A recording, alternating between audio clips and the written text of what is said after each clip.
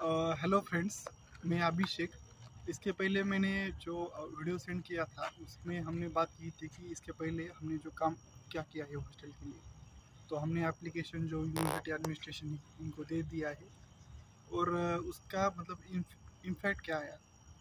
तो हमने जो लेटर वहाँ पर जो सबमिट कर दिए थे VC office and register office, जो यूनिवर्सिटी की जो पार्लियामेंट रहती है उसे मैनेजमेंट काउंसिल कहती है, जो मतलब पूरे डिसीजन यूनिवर्सिटी के बारे में वो मैनेजमेंट काउंसिल लेती है। तो उसमें हमारे बारे में डिस्कस हुई, जो मतलब अलग अलग डिपार्टमेंट से जो कॉमन स्टूडेंट आए थे उन्होंने एप्लीकेशन सबमिट किया। इट मीन्स हमारी दखल प्रशासन ने ले ली है, उस पर वो चर्चा कर रहे थे। और हमें जो मतलब इंफॉर्मेशन मिली है यूनिवर्सिटी एडमिनिस्ट्रेशन से और हॉस्टल ऑफिस से कि वो लेटर हमने जो रजिस्ट्रार और वीसी ऑफिस में दिया था वो हॉस्टल में भी आ गया है। और यहाँ पर अभी हम G10 के पास खड़े हैं, बाकी लेबर से और बाकी सबसे बात की है और यूनिवर्सिटी एडमिनिस्ट्रेशन से भी, हॉस्टल एडमिनिस्ट्रेशन से भी बात की है। तो इसका 3 फ्लोर का तो काम हो चुका है और आगे का भी चल रहा है। इट मीन्स ये 3 फ्लोर रेडी है। और हमारा जो हमने अभी काफ़ी न्यूज़ में भी आएगा। तो इसके साथ एक है कि हमने ऑफिशियल तौर पर यूनिवर्सिटी में हमारी जो यूनिवर्सिटी के अलग अलग डिपार्टमेंट के बॉयज़ एंड गर्ल हैं, इनकी कॉमन प्रॉब्लम है कि हॉस्टल मिलना चाहिए। तो ये हम ऑफिशियल तौर पर हम डिपार्टमेंट में हम यूनिवर्सिटी एडमिनिस्ट्रेशन और हॉस्टल एडमिनिस्ट्रेशन को हमने दे दिया है। उसके साथ हमने डेटा भी कलेक्ट किया है। तो और डेटा भी कलेक्ट किया है, डेटा भी डिपार्टमेंट और न्यूज़ में हम दे ही देंगे। तो ये हमारा मतलब पॉजिटिव है। लेकिन उसके साथ क्या है ना, उन्होंने कहा है कि 3 महीने लग सकते हैं हॉस्टल एडमिनिस्ट्रेशन में।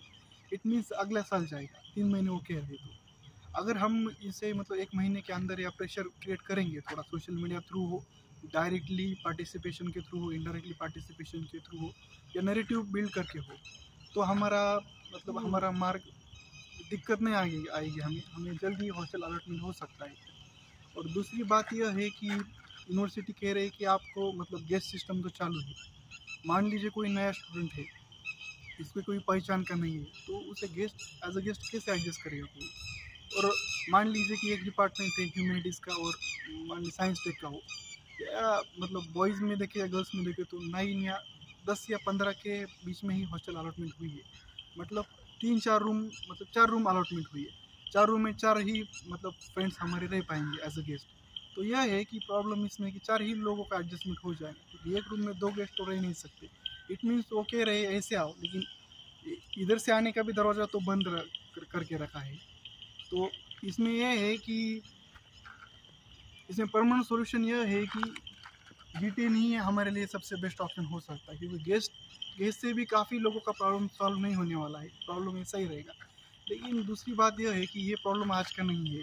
पिछले 10 सालों से जितने स्टूडेंट यहाँ पर डिपार्टमेंट मतलब नए नए इमर्ज हो रहे हैं या नए नए एस्टेब्लिश हो रहे हैं, उस तरह से हॉस्टल कैपेसिटी बढ़ नहीं रही है। तो इस पर एक पॉलिसी बेस्ड डिसीजन हो और एक लॉन्ग टर्म डिसीजन हो, यही हम अपेक्षा कर रहे हैं। और G10 स्टार्ट होता है तो अपनी प्रॉब्लम सॉल्व हो सकती है। इसके लिए हमें सबको मिलकर एक साथ संघर्ष करना होगा।